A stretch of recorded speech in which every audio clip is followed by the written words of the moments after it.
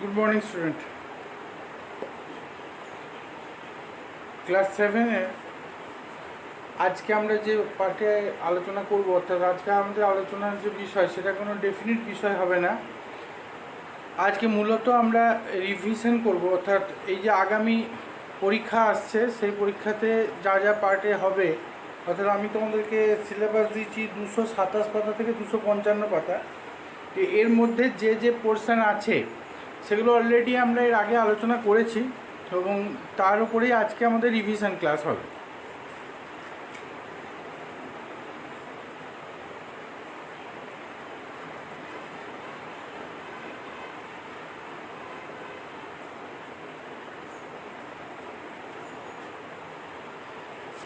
Revision করবার আগে একটা কথা এখানে বলার আছে, সেটা হচ্ছে যে আমি বেশ কিছু কোশ্চেন তোমাদেরকে হোয়াটসঅ্যাপে পাঠিয়েছি। তো যে কোশ্চেনগুলো আমি তোমাদেরকে হোয়াটসঅ্যাপ করেছি সেই কোশ্চেনগুলোকে আমি বলেছি তোমাদের যে তোমরা অবশ্যই সেগুলোকে উত্তর লিখে মানে মুখস্থ করবে। প্রথমত হচ্ছে এগুলো বুঝে নিয়ে মুখস্থ করা, এটা হচ্ছে 1 নম্বর কাজ। 2 নম্বর কাজ হচ্ছে ওটা মুখস্থ করে নিয়ে তারপর সেটাকে লেখা।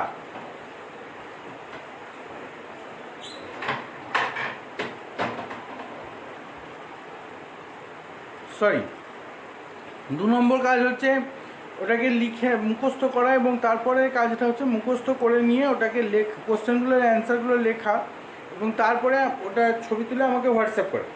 তো আমি ওগুলো চেক করব।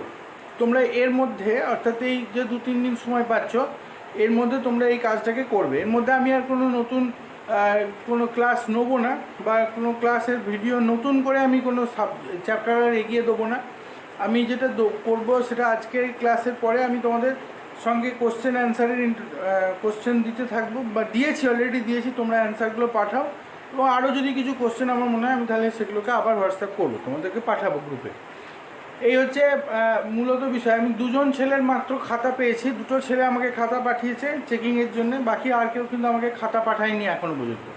আর তার ফলে আমার মনে হচ্ছে যে বেশিরভাগ ছেলে কিন্তু সিনসিয়ার নয়, যে তাদের পরীক্ষা সম্পর্কে বা তারা বাড়িতে পড়ছে কি না এ বিষয়ে আমার মনের মধ্যে যথেষ্ট সন্দেহ আছে, যে ভালোভাবে পড়ছে বলে আমার মনে হচ্ছে। নতুন করে তো কিছু বলার নেই, এখন পরিবর্তিত এই যে পরিস্থিতি চলছে তোমরা তো জেনেই গেছো, প্রত্যেকে তো এতগুলো মাস চলছে। আগামী কতদিন এটা চলবে উই ডোন্ট নো, আমরা জানি না পরিষ্কারভাবে, সত্যি কথা তো এটাই। তো ফলত I hope so that will overcome this type of this type problem and school will reopen. কিন্তু যতদিন না খুলছে ততদিন তো আমাদেরকে এইভাবেই কাজ করতে হবে। সো খাতা তৈরি করো এবং আমাকে পাঠাও, তার উপরে কিন্তু গ্রেডেশন হবে। তার উপরে এই যে খাতা কে কে পাঠাচ্ছে না পাঠাচ্ছে রেগুলার ভিত্তিকে আমি কিন্তু লক্ষ্য রাখছি, তো তার উপরে কিন্তু তার নম্বরের যে ভ্যারিয়েশন সেটা কিন্তু হবে। তো এনিওয়ে চলো আজকে আমরা রিভিশন ওয়ার্ক করব। রিভিশন ওয়ার্কের ফার্স্ট কথা হচ্ছে সেটা হচ্ছে এখানে আমরা 227 পাতা থেকে তোমাদেরকে সিলেবাস দিয়েছি 255 পাতা পর্যন্ত। প্রথমত হচ্ছে আবহাওয়া আর জলবায়ু সম্পর্কিত বিষয়ে আলোচনা। দেখো, আবহাওয়া হচ্ছে কোনো একটা নির্দিষ্ট স্থানের যে সাময়িক পরিস্থিতি তাকে বলা হচ্ছে আবহাওয়া। আবার একবার বলে দিই, নির্দিষ্ট একটা স্থানের যে নির্দিষ্ট সময়ের যে ওপরে যে তোমার তার বায়ুর উষ্ণতা, হ্যাঁ, তাপমাত্রা, আর্দ্রতা, বায়ু প্রবাহ ইত্যাদি বা পারিপার্শ্বিক পরিস্থিতি, এগুলোই হচ্ছে আবহাওয়া। তার মানে আবহাওয়া মানে হচ্ছে কোনো একটা নির্দিষ্ট জায়গার একটা সাময়িক পরিস্থিতিকে আমরা আবহাওয়া। ধরো এখন মনে করে আমি এই যে আজকে এখন ভিডিও করছি, তো এখন ওয়েদার বা এখনকার আবহাওয়া হচ্ছে আমার এখানে সেটা হচ্ছে এরকম যে একটা মেঘলা ওয়েদার আছে এখন এই মুহূর্তে, আর রোদ নেই, মানে রৌদ্রোজ্জ্বল দিন যেটাকে বলা হয় সেটা এখন নেই। এখন এই মুহূর্তে একটু মেঘলা ওয়েদার, ছিপছিপ করে একটু বৃষ্টি হচ্ছে, কখনো আবার হচ্ছে না, টিপটিপ করে পড়ছে। একটা স্যাঁতস্যাঁতে আবহাওয়া, একটা স্যাঁতস্যাঁতে ওয়েদার একটা চলছে ঠিক রাইট নাও, ঠিক এই মুহূর্তটায়। তো এখন এরপরে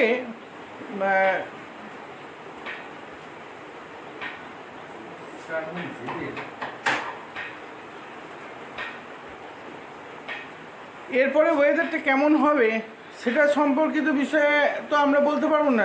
আমি বলতে পারবো না যে এরপরে ওয়েদার ভালো হবে না, এর আবার বেলা আরেকটু বেলা বাড়লে সেটা আবার রৌদ্রোজ্জ্বল দিন হবে কি না, আবার বা আরও হয়তো বৃষ্টি বেশি বেড়ে যেতে পারবে কি না, এগুলো তো আমি এই মুহূর্তে দাঁড়িয়ে বলতে পারবো না যে এগুলো কী হবে না হয়। তো ফলত যেটা হবার সেটা তো হবেই। তো এইটা ওয়েদার কিন্তু সতত পরিবর্তনশীল। হ্যাঁ, মানে আজ এখন এরকম মেঘলা অবস্থা আছে বলে যে পরে এরকম সারা দিনই থেকে যাবে এমন কিন্তু নয়, এটা আবার পরিবর্তন হয়ে যেতে পারে। কিন্তু জলবায়ু হচ্ছে কি না, বলছে কমপক্ষে একটা দীর্ঘ সময়ের, কমপক্ষে 40 বছরের যে গড় আবহাওয়া কোনো একটা নির্দিষ্ট অঞ্চলের, তাকে বলা হচ্ছে জলবায়ু। মানে আমরা যদি এরকম করি যে জলবায়ুটা মানে তোমার হচ্ছে যে দীর্ঘ এই এখন সকালে জলবায়ু একরকম মানে আবহাওয়ার মতো আর কি, বিকেলে জলবায়ু একরকম, এরকম নয়। জলবায়ু ব্যাপারটা কখনোই এরকম হবে না যে এটা সতত পরিবর্তনশীল, এরকম নয়। এটা অন্তত পক্ষে মিনিমাম 40 ইয়ার্স, 40 বছরের ব্যাপার আছে মিনিমাম, এর থেকেও বেশি হতে পারে। মিনিমাম 40 ইয়ার্সের যে গড় আবহাওয়া তাকে বলা হচ্ছে জলবায়ু। এক্ষেত্রে দেখো আবহাওয়া এবং জলবায়ুর মধ্যে পার্থক্য কীরকম আসবে না, আবহাওয়ার সঙ্গে জলবায়ুর পার্থক্য হচ্ছে যে আবহাওয়া একটা সাময়িক পরিস্থিতি, একটা নির্দিষ্ট সময়ের পরিস্থিতি। জলবায়ু সাময়িক কোনো পরিস্থিতি নয়, জলবায়ু হচ্ছে একটা সামগ্রিক ব্যাপার, যেখানে আমরা মানে একটা ব্যাপক অঞ্চলের একটা কি বলবো যে গড় আবহাওয়া, তাকে বলছে জলবায়ু। তো এই হচ্ছে আবহাওয়া জলবায়ুর কনসেপশন বা ধারণা। এরপরে চলে আসছে তাহলে আবহাওয়া জলবায়ু থেকে আবহাওয়া কাকে বলে, জলবায়ু কাকে বলে, আবহাওয়া এবং জলবায়ুর মধ্যে পার্থক্যকে আরও 3-4টে পার্থক্য আছে, তোমরা রেডি করে নিচ্ছ, বই থেকে পাবে। এরপরে বা আগের ভিডিওগুলোও ফলো করো, ওখানে দেখবে আমি দেখিয়েছি যে কোনটা কোনটা কী কী হবে না। এরপরে তোমাদের এখানে যেটা আছে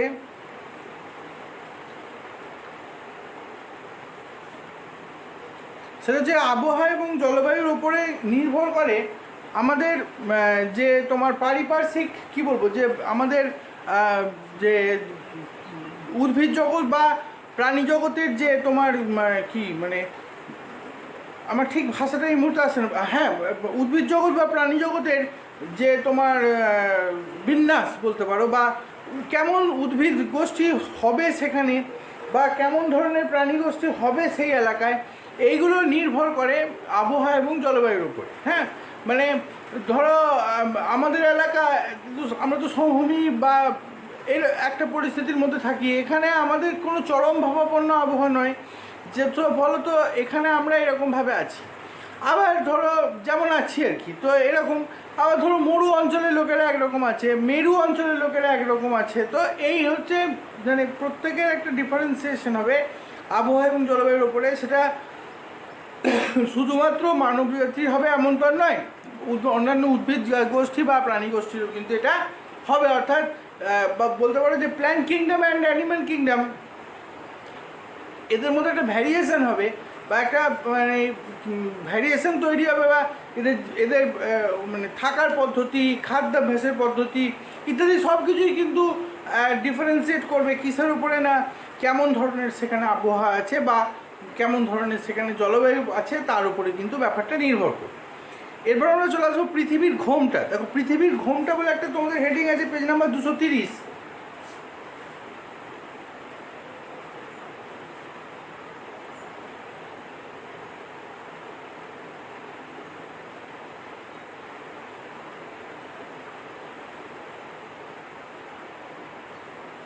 আচ্ছা, পৃথিবীর ঘোমটা ব্যাপারটা বলতে কি বুঝি আমরা? ঘোমটা মানে কি? ঘোমটা হচ্ছে যে আবরণ, মানে আগেকার দিনের দেখবে মা ঠাকুমারা তারা মাথায় ঘোমটা দিতেন, অর্থাৎ শাড়ির আঁচল বা শাড়ির যে কাপড় সেটাকে তুলে মাথায় এতটা পর্যন্ত চাপা দিতেন, এটাকেই ঘোমটা দেওয়ার পদ্ধতি বলা। তো এই যে ঘোমটা মানে একটা আবরণ আর কি। তো পৃথিবীর ঘোমটা বলতে আমরা কি বুঝি না, পৃথিবীর ঘোমটা হচ্ছে পৃথিবীর আবরণ। তাহলে পৃথিবীর আবরণটা কে? আমরা একটা পৃথিবীর ওপরে এরকম আছি, তাহলে এটা যদি আমরা পৃথিবী ধরি, তাহলে আমরা আছি কোথায়? আমরা কিন্তু এখানে নেই, আমরা বা এগুলোতে নেই, এগুলো পৃথিবীর অভ্যন্তর, আমরা আছি এইগুলোতে, পৃথিবীর এইগুলোর পৃষ্ঠ, পৃথিবীর পৃষ্ঠে আমরা অবস্থান করছি, এবং তার জন্যে যে অভিকর্ষ বল বা মহাকর্ষ বল সেগুলো আমাদের আটকে রেখে দিয়েছে। এখন এই যে পৃথিবীর বাইরের দিকে আমরা অবস্থান করছি, তাহলে আমাদের এই মানে পৃথিবীকে ঢেকে রেখেছে কে? আমরা। শুধু তো আমরা নই, আমরা তো সমগ্র পৃথিবীকে ঢেকে রাখতে পারবো না, এরকম হয় না। তো আছে যেটা, সেটা হচ্ছে বায়ুমণ্ডল। তাহলে বায়ুমণ্ডল হচ্ছে পৃথিবীর ঘোমটা হিসাবে বায়ুমণ্ডলকে বলা হয়েছে, যে এই বায়ুমণ্ডল পৃথিবীকে কিন্তু ঘিরে রেখেছে। এখন দেখো আজকের দিনেতে এই বায়ুমণ্ডলের মূল উৎস কী কী? বায়ুমণ্ডলের মূল উৎস হচ্ছে নাইট্রোজেন, হ্যাঁ, অক্সিজেন ইত্যাদি গ্যাস। না, অ্যাকচুয়ালি এই দুটো হচ্ছে মূল উপাদান, কারণ নাইট্রোজেনের পরিমাণ প্রায় 77 to 78%, সে কেউ বলে থাকে 77.27% এরকম, আর এটা হচ্ছে 22.60%-এর কাছাকাছি। বাকিগুলো এবার আছে কার্বন ডাইঅক্সাইড, হেন তেন, নাইট্রোজেন ডাইঅক্সাইড, নাইট্রাস অক্সাইড ইত্যাদি সব গ্যাসই বায়ুমণ্ডলের মধ্যে আছে। বায়ুমণ্ডলের মধ্যে তো প্রত্যেকটা গ্যাসই উপস্থিত। এখন দেখা যাচ্ছে যে এই ঘোমটা বা বায়ুমণ্ডল যদি ক্রমান্বয়ে দূষিত হচ্ছে, মানে এটা আবার সেই পলিউশনের কথা। এ নিয়ে বহু প্রায় লাস্টে এই ম্যালেরিয়ার যে ক্লাস বা ম্যালেরিয়ার যে ভিডিও ক্লাস আমি দিয়েছি অনলাইনে, তো সেগুলোর আগে পর্যন্ত দূষণ নিয়ে প্রচুর কথা আমি বলেছি। তো ফলত এই যে দূষণ ওরিয়েন্টেড ব্যাপারটা, মানে পলিউশনের প্রভাবে কী হচ্ছে না, পলিউশনের প্রভাবে আস্তে আস্তে করে এগুলো আমাদের এই পৃথিবীর বায়ুমণ্ডল কিন্তু ক্রমান্বয়ে দূষিত হচ্ছে। এবং যত এটা দূষিত হবে, বায়ুমণ্ডল যত দূষিত হবে, তত সেটা আমাদের পক্ষে ক্ষতি। এটা তোমার মাথাতেও ঢুকবে, খুব সাধারণ একটা ব্যাপার, যে বায়ুস্তর যদি দূষিত হতে থাকে তাহলে কী হবে? আমরা তো বায়ুমণ্ডলকে ছাড়া কেউ নেই, বায়ুস্তরের মধ্যেই তো আমরা থাকছি, তাই না? তো ফলত আমাদেরকে দূষণের সমস্যার সম্মুখীন হতে হচ্ছে। হ্যাঁ, we are just now suffering from different type of the diseases. আমরা বিভিন্ন রকমের রোগের সম্মুখীন হচ্ছি, এই আর কি। তো এইগুলোই হচ্ছে আমাদের সমস্যা।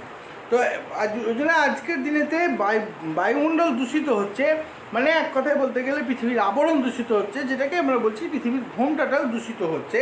এর পেছনের কজ হচ্ছে যেমন ধরো মিথেনের প্রাদুর্ভাব ঘটা, হ্যাঁ, মিথেন গ্যাসে, তারপর কার্বন ডাইঅক্সাইড বৃদ্ধি, সিএফসি বা ক্লোরোফ্লুরোকার্বন, সিএফসির পুরো নাম হচ্ছে ক্লোরোফ্লুরোকার্বন। আচ্ছা, এর থেকে আসছে কি বিশ্ব উষ্ণায়ন, যাকে আমরা বলছি গ্লোবাল ওয়ার্মিং। আজকের দিনের একটা খুব বড় প্রবলেম।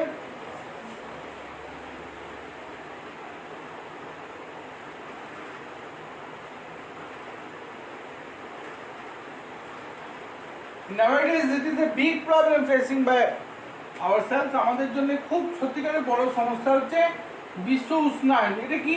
হোয়াট ইজ বিশ্ব উষ্ণায়ন? Global warming.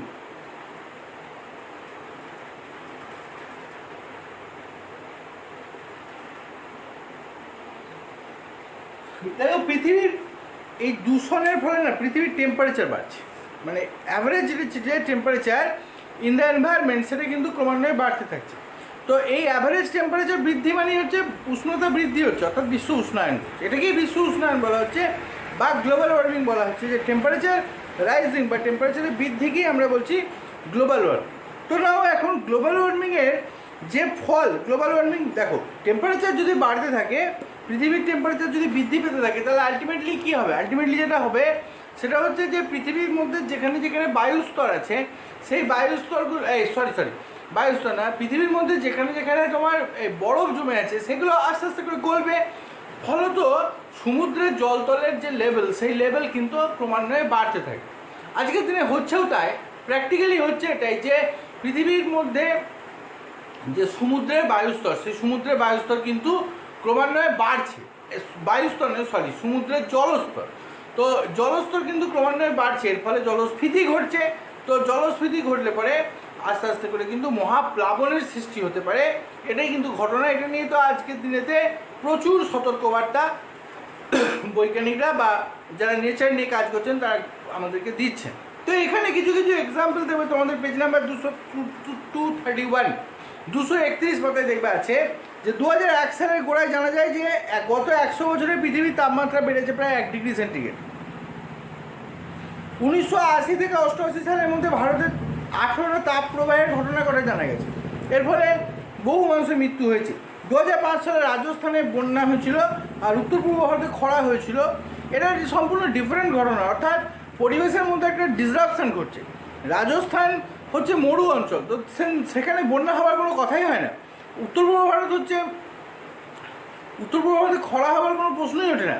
অথচ দেখা যাচ্ছে পুরো ডিফারেন্ট জায়গা একটা ঘটনা ঘটে গেল, যেখানে রাজস্থানেতে আমরা বন্যা ফেস করলাম আর উত্তর পূর্ব ভারতে আমরা খরা ফেস করলাম। ফলত মানে কি, the circumstances of the environment right now change into somehow. কোথাও না কোথাও তো পরিবেশের মধ্যে পরিবর্তন ঘটে গেছে। ঘটছে বা ঘটে গেছে। তো ফলত তার ফলে এই ধরনের ডিসরাপশান আমরা দেখতে পাচ্ছি, বা we are facing just this type of the problem.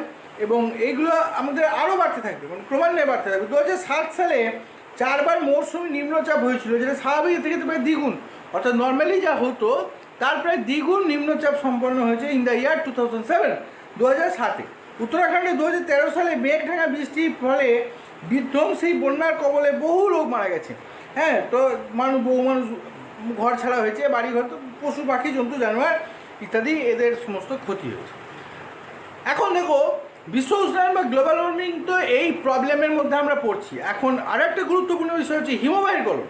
হিমবাহগুলো আমাদেরকে সারা বছর এরা কিন্তু জলের সাপ্লাই করে থাকে। যত হিমবাহ আছে, আমরা যত হিমবাহ পাচ্ছি, যেমন ধরো গঙ্গোত্রী, হ্যাঁ, যমুনোত্রী, এইগুলো, এই যে হিমবাহগুলো, এগুলো অ্যাকচুয়ালি বরফ গলা, এদের বরফে গলা জলেতে নদীগুলো পুষ্ট হয়।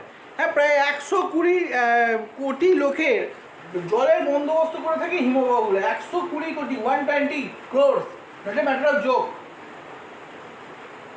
তুমি ভাবো যে গঙ্গা যদি ভাই শুকিয়ে যায়, দেন হোয়াট উইল হ্যাপেন, কী হবে বলো তো? তুমি ভালো করে ভাবতে পারছো? মানে যমুনা শুকিয়ে গেছে বলো, কী হবে বলো তো? ব্রহ্মপুত্র শুকিয়ে গেছে বলো, দেন হোয়াট উইল হ্যাপেন, কী হবে? তো আমরা এইগুলো যদি হয়ে যায়, দেন পরিবেশের যে কী হবে আমরা বুঝতে পারছি। তো হিমালয় আজকে, হিমালয় নয়, হিমবাহগুলো আজকে কিন্তু due to the cause of the global warming just they are melting very fast. ওরা কিন্তু ভীষণভাবে গলে যাচ্ছে, খুব তাড়াতাড়ি গলছে। As a result of fact যেটা হতে চলেছে বা হবে, সেটা হচ্ছে যে ওখান থেকে যদি জলের সাপ্লাই বন্ধ হয়ে যায়, তাহলে আলটিমেটলি নদীগুলো শুকিয়ে যেতে পারে।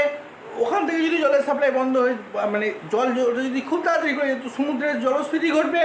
হিমবাহর সঙ্গে তো সমুদ্রের সম্পর্ক, কারণ হিমবাহ ধরা যাক যে এখানে হিমবাহ আছে, কথাই বলছি যে আমরা যদি ধরে নিই যে এটা পর্বত, হ্যাঁ, তো এইখানটা ধরলাম যে আমরা ধরে নিলাম এখানে হিমবাহ, এটা গলে গলে গলে গলে এসে এইখানে সমুদ্র হচ্ছে। হ্যাঁ, এখন এইটা যদি এখান থেকে যায়, তাহলে এটা তো জলস্ফীতি ঘটবে, জলটা তো বাড়বে, জল যত বাড়বে জলস্ফীতি হতে হতে মহাপ্লাবনের সৃষ্টি হবে। এটাই খুব ন্যাচারাল, এটাই খুব স্বাভাবিকভাবে হয়। তো এই যে ঘটনাটা ঘটবে, মানে ঘটে যাবে বা বাস্তবে ঘটতেই পারে, তো তার ফলে তো বুঝতেই পারছো যে পৃথিবী একটা ধ্বংসের মুখোমুখি হয়ে যেতে পারে। আজকের যে মানব সভ্যতা বা আজকের দিনে যে সভ্যতা আমরা দেখতে পাচ্ছি, সেই সভ্যতা কিন্তু ঠিকভাবে থাকতে নাও পারে। In the year 1993 and in between 1993 and 2005, 1993 এবং 2005 সালের মধ্যে সমুদ্রের জলস্তর প্রতি বছর বেড়ে গেছে প্রায় 3 মিলিমিটার, 0.1 ইঞ্চি। এটা কম ব্যাপার নয়।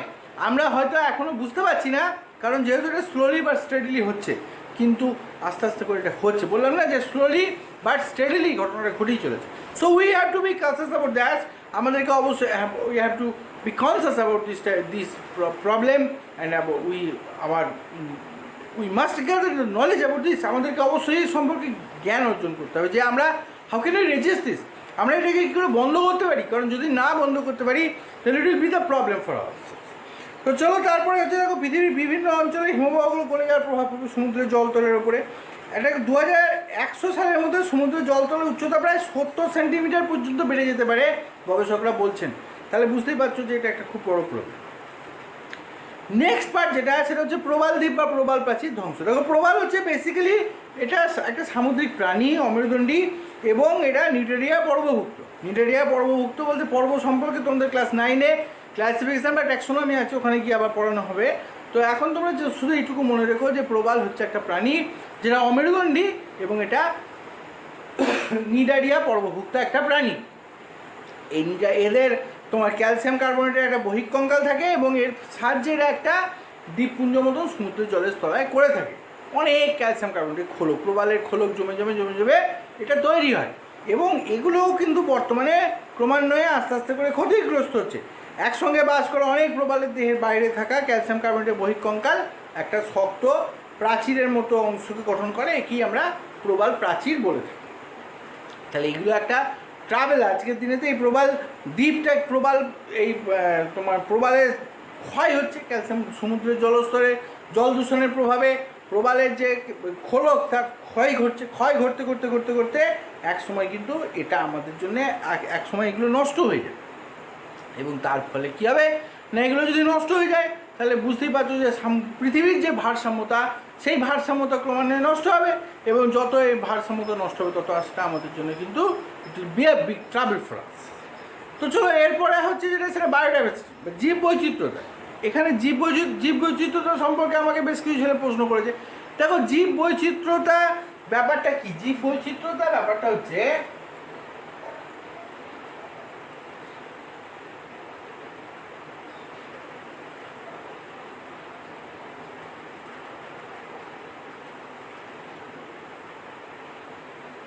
নির্দিষ্ট একটা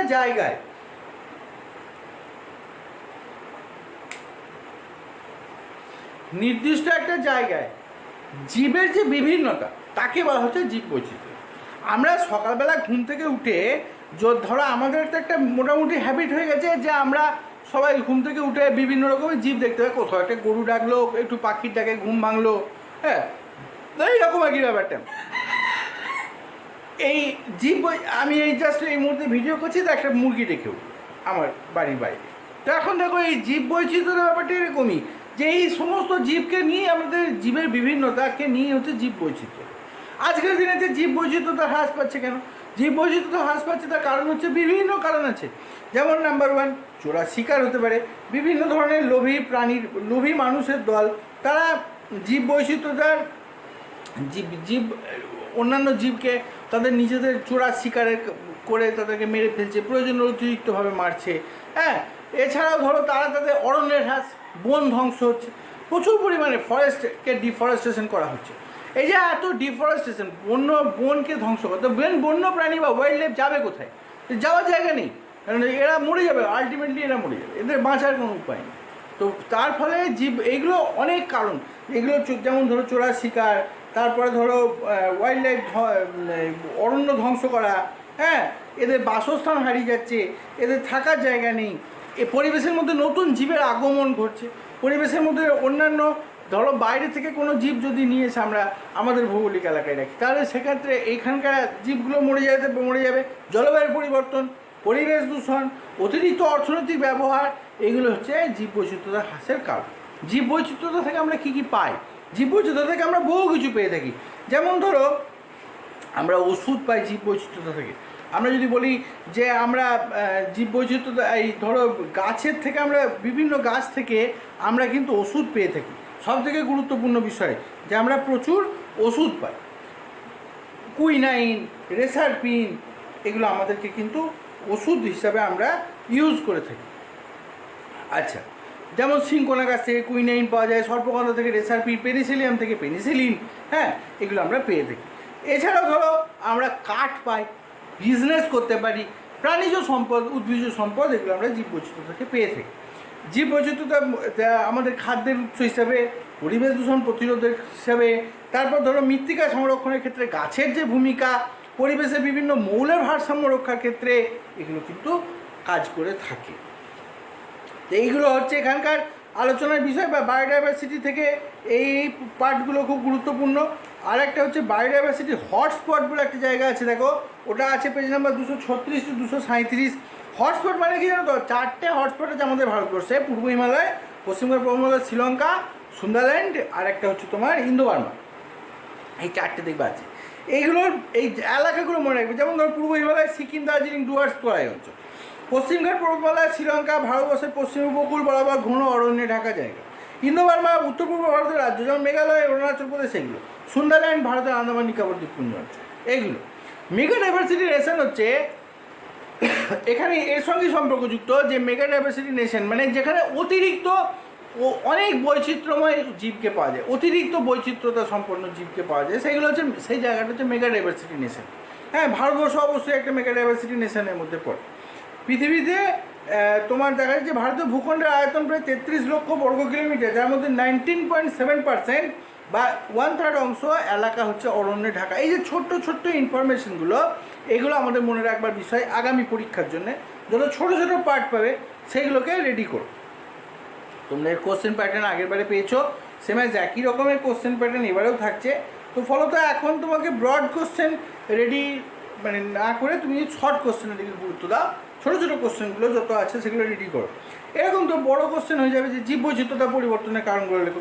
এগুলো এখন এই মুহূর্তের জন্য নয়, এগুলো হচ্ছে তোমার বড় কোশ্চেন। যখন এগুলো, আর একটা ব্যাপার কি, বড় কোশ্চেন রেডি করা মানে সেখান থেকে তোমার 10টা শর্ট কোশ্চেন হয়ে যাবে। তুমি যখন একটা বড় কোশ্চেন রেডি, ধরো তুমি জীববৈচিত্র্যের হ্রাস রেডি করছো, তার মানে কিন্তু ওখান থেকে অনেকগুলো শর্ট কোশ্চেন বেরিয়ে চলে আসবে, ঠিক আছে? আচ্ছা, জীববৈচিত্র্য হ্রাসের ক্ষেত্রে দেখো, এই যে একটা খুব ইম্পর্টেন্ট পয়েন্ট, যে বর্তমানে সারা পৃথিবীতে প্রায় 15,500টা প্রজাতি ধ্বংসের মুখে আছে। তো এইগুলো, এই যে ছোট্ট ছোট্ট ইনফরমেশন আজকের দিনেতে বর্জ্য পদার্থগুলো মানুষের ক্ষেত্রে বা জীববৈচিত্র্যতার ক্ষেত্রে কী ধরনের সংকটের সৃষ্টি করছে। হ্যাঁ, বর্জ্য পদার্থ মানে বিশেষ করে পলিথিনের, কীভাবে পলিথিন ক্ষতি করছে, সেগুলো আমাদেরকে মনে রাখতে হবে। যারা পরিবেশ রক্ষার ক্ষেত্রে যে গাছের ভূমিকা, গাছ আমাদের কার্বন ডাইঅক্সাইডকে টেনে নেয়, অক্সিজেনকে দেয়। হ্যাঁ, এইগুলো আর কি, যেমন গাছ বৃষ্টি নিয়ে আসে, গাছ থেকে আমরা খাবার পাই, গাছের যে উপকারিতা, এক কথায় গাছের যে উপকারিতা কী বলবো, নতুন করে বলার কিছু নেই। এর আগের ভিডিওগুলো দেখবে, আজকে তো একটা রিভিশন ভিডিও টোটাল ওভারঅল পুরো সিলেবাসটার উপরে করে নিয়ে দিচ্ছি। এগুলো দেখবে আমি ছোট্ট ছোট্ট করে পার্টে পার্টে আলোচনা করেছি, প্রতিটা পার্ট অনুসারে আমি আলোচনা করেছি। যদি কারোর মনে হয় তাহলে সে আমাকে পার্সোনালি হোয়াটসঅ্যাপ করো, আমি আবার গ্রুপেই হোক বা তাকে পার্সোনালি লিঙ্কটা দিয়ে দেবো, তখন সে আবার দেখতে পাবে। আর আজকের ভিডিওটা দেখলে তোমাদের আবার অনেকটা ক্লিয়ারও হয়ে যাবে, মনেও পড়ে যাবে অনেকটা। আচ্ছা, এবার ধরো এখানে পৃথিবীতে মোট জীবের প্রায় 99% হচ্ছে উদ্ভিদ আর 1% হচ্ছে প্রাণী। এই যে ছোট্ট একটা ইনফরমেশান, 99% উদ্ভিদ আর প্রাণীর সংখ্যা হচ্ছে তোমার মাত্র 1%। এরপর দেখবে ওখানে সবুজ গাছপালা খাদ্যে যে পরিমাণ জমিয়ে রাখে, 10 to 20% শক্তি প্রাণীদের বাঁচিয়ে রাখতে ব্যয়। এইগুলো গাছ এবং খাদ্য শৃঙ্খল, খাদ্যজাল, এটা কি?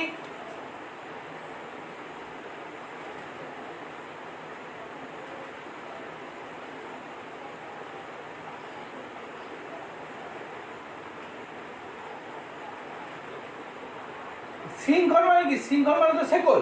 তার মানে ধরো আমরা যদি একটা ফুড চেনকে তৈরি করি, তাহলে কিরম হয়? ধরো এখানে উৎপাদক হিসেবে আমি ঘাস দিলাম, হ্যাঁ, ঘাস, সবুজ ঘাস, একে খাচ্ছে গঙ্গা ফড়িং,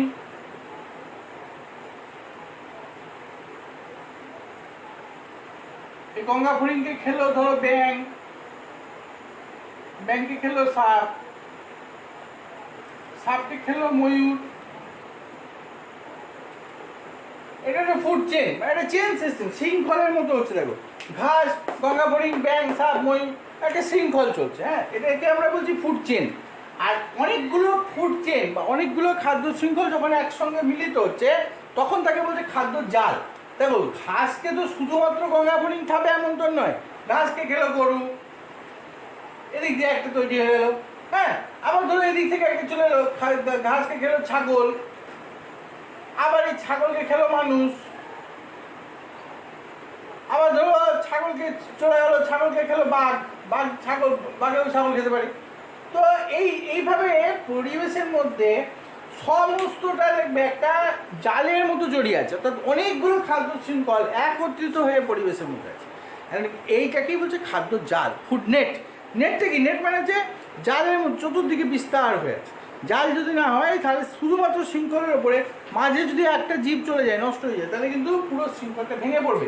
গঙ্গা ফড়িংস নেই, পৃথিবীতে মরে গেল, তাহলে পুরো এইটা যদি আমি এখান থেকে অফ করে দিই, যে গঙ্গা ফড়িংটা মরে গেছে, পৃথিবীতে গঙ্গা ফড়িংয়ের উৎস নাই, তাহলে এই জীবগুলো কিন্তু, কারণ ব্যাংক কিন্তু স্যারটাকে খাবে না, ফলত টোটাল শৃঙ্খলটা লস, এরকম কিন্তু হবে।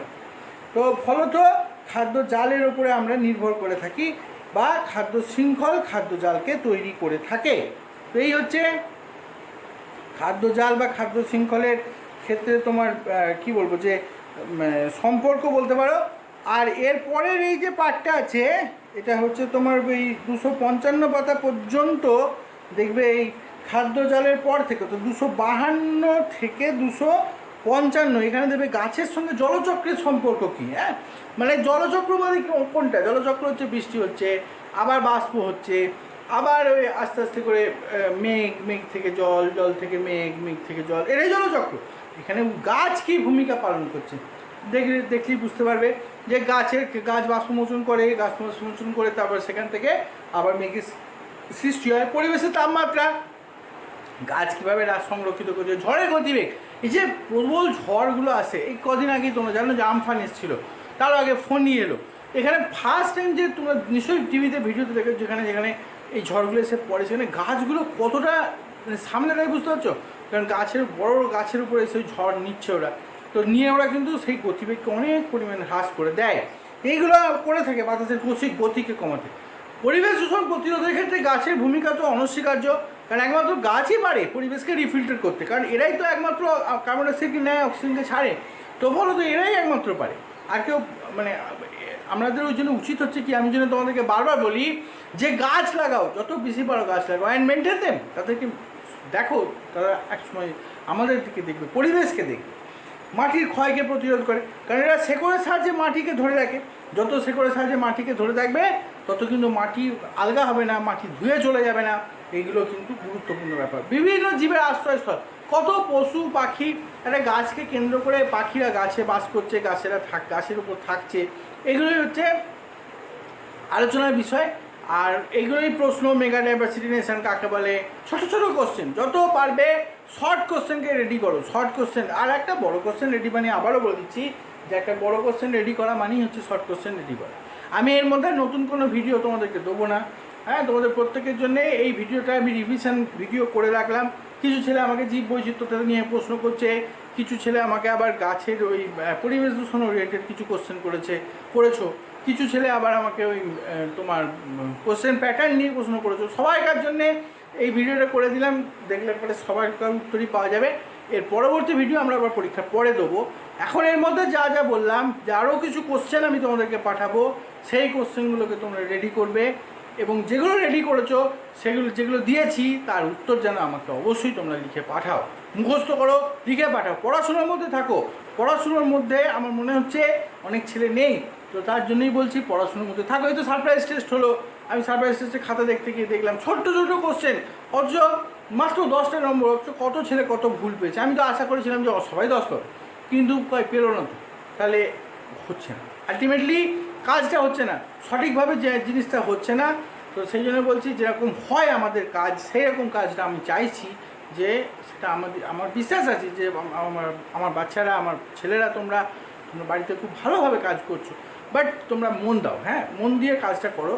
যতদিন না স্কুল খুলছে, স্কুল খুললে তখন তো দেখা হবে। আমি জানি অনেকদিন দেখা সাক্ষাৎ নেই, তোমাদেরও একটা ভালো লাগার ব্যাপার আছে যে দূর বাবা এক নাগাড়ে চলছে, বাট কী করবে, হোয়াট টু ডু, কিছু করার নেই। আমাদের এখন যা পরিস্থিতি চলছে সেই পরিস্থিতির সঙ্গে আমাদের চলতে হবে। We have to run up with this type of the circumstances. তো ফলে তো কী করবো, আমাদের এরকমই করতে হবে। তো তার কি পড়াশুনো কি তাই বলে ছেড়ে দেবো নাকি? এরকম তার নয়, সবই ঠিক হয়ে যাবে, সব ঠিক থাকবে, সব ভালো থাকবে। আমাদেরও মন মেজাজ ভালো লাগছে না তোমাদেরকে ছাড়া। আবারও বলছি, খুব ক্লিয়ারলি বলছি তোমাদেরকে, আমরাও তো তোমাদেরকে নিয়েই থাকি। আমাদের আর কি আছে, আমরা তো সারাক্ষণ তোমাদের নিয়েই থাকি। আমাদেরও মাস্টারদেরও মন খারাপ তোমাদের জন্য, সত্যি সত্যি মন খারাপ। তো কী করবো, করার তো কিছু নেই। হোপ সো দ্যাট তোমরা সবাই ভালো থেকো, সুস্থ থেকো। নতুন করে বলে ফালতু ইয়ে করার দরকার নেই। পরীক্ষা খুব ভালো করে দেবে, আমি যেন পরিবর্তন পাই। এবারে যে পরীক্ষা আসছে, এই পরীক্ষায় যেন আমি খাতার মধ্যে চেঞ্জ পাই, যে না আমার ছেলেরা চেঞ্জ হয়েছে, এটা আমাকে খুব আনন্দ দেবে। আমি মন থেকে খুব আনন্দ পাবো। Thank you very much. তোমরা ভালো থেকো, সুস্থ থেকো। That's all for today.